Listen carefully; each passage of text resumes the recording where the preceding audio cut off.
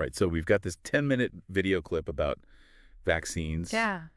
It features Dr. Bhattacharya, Okay. and he dives into some interesting territory Yeah. about COVID-19 vaccines, Yeah. myocarditis, and just vaccines in general. Vaccines in general. So let's unpack this together. Sounds good. What struck you about how he approached this whole topic?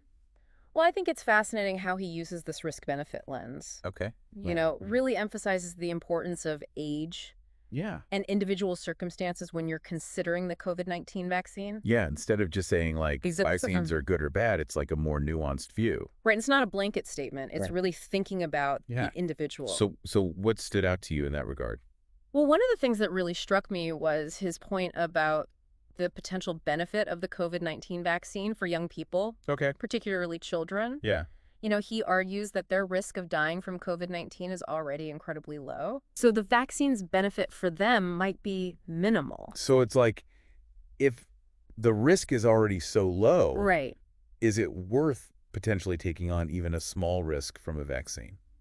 That's the question. Yeah, that's a tough one for parents. Yeah, it is a tough question. But especially, And then he contrasts that with older populations, right. where the risk of serious illness or death from COVID is much higher. Yeah. And that's where the vaccine's benefit potentially is greater. So it's all like It's a calculation. a risk calculation. Yeah, a Yeah. risk-benefit calculation. Interesting. And that's where he brings up myocarditis, right? Yes. Inflammation of the heart. Exactly. That's a potential side effect of the COVID-19 vaccine, Particularly in young men. especially in young men. He seems concerned about that. Yeah. And he doesn't shy away from the controversy there either. No, he doesn't. He even suggests that for young men, Yeah. the risk of myocarditis from the vaccine might be higher than the risk of getting it from COVID. From a COVID infection itself. Wow. Yeah. That's a pretty bold claim. It is. Does he back that up He does. in any data? He does. He points to studies that found a range of like 1 in 2,000 to 1 in 10,000 young men Okay. developing myocarditis after getting the vaccine. Okay. But remember, he's framing this within his argument that the benefit of the vaccine for this group is already quite small. Right. So if the risk of a potential side effect outweighs the benefit, then that really raises questions. It really makes you think about how individual circumstances should be considered Absolutely. Yeah. Individual circumstances when assessing this. and how those might shift depending on the person. Yeah. And this is where he sort of moves into this whole vaccine and autism Yeah. myth. This myth that just won't seem to die, the persistent myth. What do you say about that? He tackles it head on, Okay. directly addresses the flawed study that was published in The Lancet that initially fueled this fear. And he really emphasizes that large-scale studies have found no correlation Okay. between the MMR vaccine Yeah. and autism So he's going with like the weight of evidence to weight of evidence. to counter that original study. Absolutely. What kind of studies is he talking about? He mentions some very robust population-based studies in the Netherlands and Denmark, Okay. which are considered to be very reliable from a scientific standpoint. I see.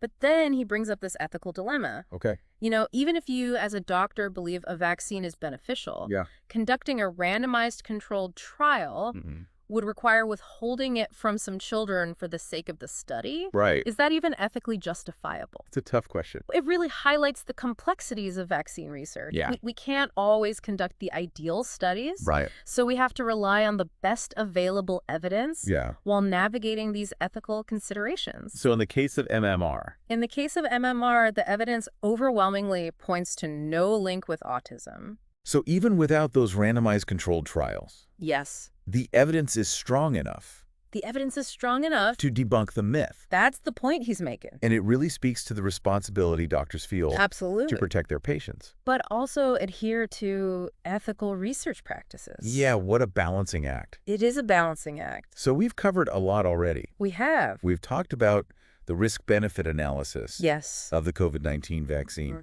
especially for younger demographics. Yeah. Debunking the vaccine autism myth, Right. touched on the ethics Ethical complexities. of vaccine research. Yeah. But he doesn't stop there. He does not. He goes on to talk about herd immunity He does. and different types of vaccines. Different types of vaccines, including this interesting concept of live attenuated vaccines. Okay, let's dive into that next. Sounds good. I'm curious to see where he goes with that. Me too. Yeah. So picking up on this idea of herd immunity, Okay. this is really key to understanding the impact of vaccination on a larger scale. Okay, so even if my personal risk Right. from a disease is low, Yeah, my decision to get vaccinated could impact exactly. other people. That's right. Yeah. Dr. Bhattacharya explains that when a large enough portion of the population Okay. is immune to a disease, Yeah. it becomes much harder for that disease to spread. So it protects. And that ends up protecting not only those who are vaccinated, Okay. but also those who can't be vaccinated. Like babies. Exactly, like babies who are too young for certain vaccines Right. or people with compromised immune systems. So it's like a So it becomes about collective responsibility, responsibility. not just a personal choice. Right. And he also talks about the potential consequences He does. of low vaccination rates. If too many people opt out, Yeah. overall immunity levels drop. Yeah. And that can create opportunities for outbreaks to occur. And he connects that back to the MMR vaccine, Yes, right? it does. Where Measles, mumps, rubella. can have some pretty serious consequences. Yes, especially for those vulnerable populations. And it kind of comes back to that. And it circles back to that ethical dilemma that doctors face. That's so much. Yeah. You know, they believe in the vaccine's benefit, Right. but they grapple with Like ethics the ethics of these controlled studies of the that might leave some children unvaccinated. Yeah, it's a tough. It really emphasizes the weight of those decisions. Yeah. And this constant balancing act between individual well-being and public health. Public health. Yeah. So speaking of different types of vaccines, Yes. he mentions live attenuated vaccine. live attenuated vaccines. What are those? This is where things get really interesting. Okay. So there are two main types of vaccines. Okay. Live attenuated vaccines use a weakened version of the virus, Okay. while inactivated vaccines use dead virus particles. Okay. So both stimulate the immune system, Okay. but in different ways. So the live It's attenuated a live attenuated vaccine. is like it exposes you to a Exposes your body to a very mild form of the disease okay, that build immunity. and an inactivated is used And an inactivated vaccine uses those dead particles, like the dead virus the dead virus particle, to trigger the response. to trigger an immune response. Okay.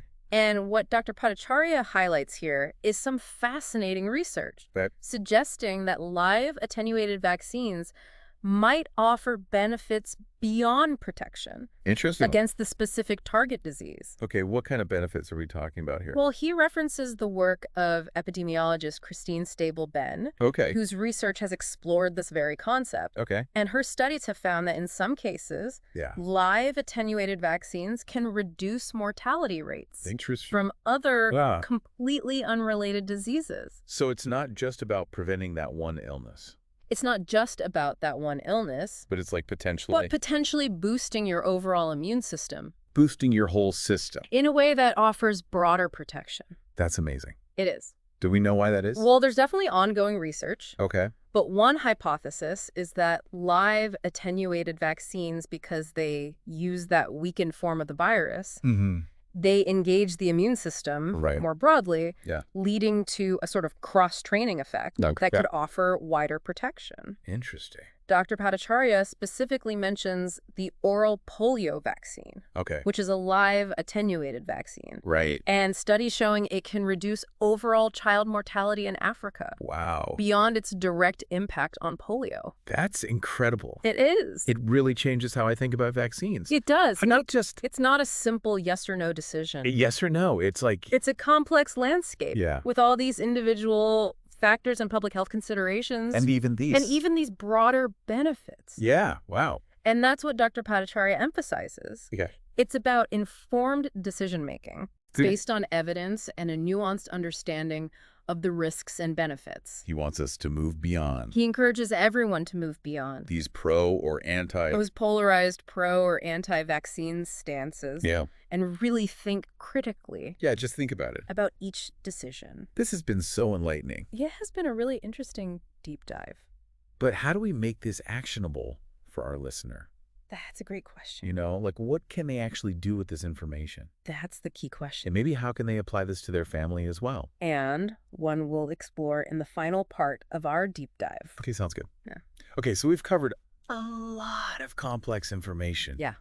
about vaccines. It is complex. Let's talk about COVID-19 vaccine, herd immunity. Your live attenuated vaccine. Live attenuated vaccines, all this stuff. It's a lot. It's a lot to take in. It is. So how does the listener how do they actually use this information? Right. Like, what are the key takeaways?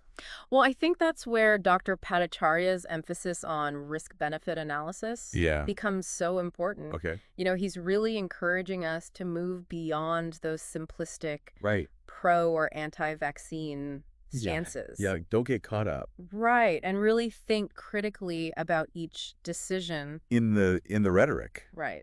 Just think about it for yourself. Exactly. So, like, asking the right questions. Asking the right questions like, what are the potential benefits? What are the potential benefits? For me or for my child? For you or your child. What are the potential risks? Potential risks, right. And then weighing those against each other. And that's probably the hardest part. That's the hardest part. He even says, sometimes the medical community can make this confusing. Can muddy the waters a bit. Yeah, like if a doctor's telling you there's like a uniform risk. If they're saying it's the same for everybody, right? Yeah. That should be a red flag. That should be a red flag. So it's really about... It's about being an informed patient. Being informed. Seeking out balanced information. Yeah, doing your own research. Considering different perspectives. And ultimately making the decision that feels right for you. Yeah. Based on the best available evidence. And sometimes that means... having tough conversations. Having a tough conversation with your doctor. Pushing back a little bit. Really. Advocating for yourself or for your child. Being your own advocate. Absolutely. So to wrap things up, this deep dive into Dr. Bhattacharya's insights has hopefully given you a more nuanced understanding of vaccines. It's not about blindly accepting or rejecting everything you hear. Yeah. It's about engaging with the information thoughtfully. Yeah, think about it critically. Think for yourself. And as you continue to explore this topic, here's a final thought to consider. Yeah. How can you apply this risk-benefit analysis framework to other health decisions you face in your life? That's a great question. Not just vaccines. But anything. But any health decision where you're weighing potential benefits against potential risks. Yeah. It's a valuable tool for navigating those complexities. It is. And making choices that empower you to take control of your well-being. Great point to end on. Yeah, thanks for diving in with us today. Thanks for joining us.